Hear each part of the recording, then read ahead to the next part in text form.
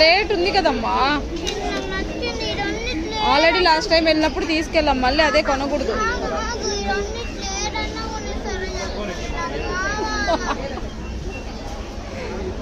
రెండు నాకు నచ్చలే.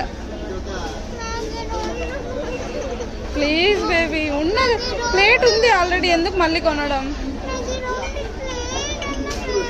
వేరే చూడు, అది వద్దులే, వేరే ప్లేట్ చూడుకో.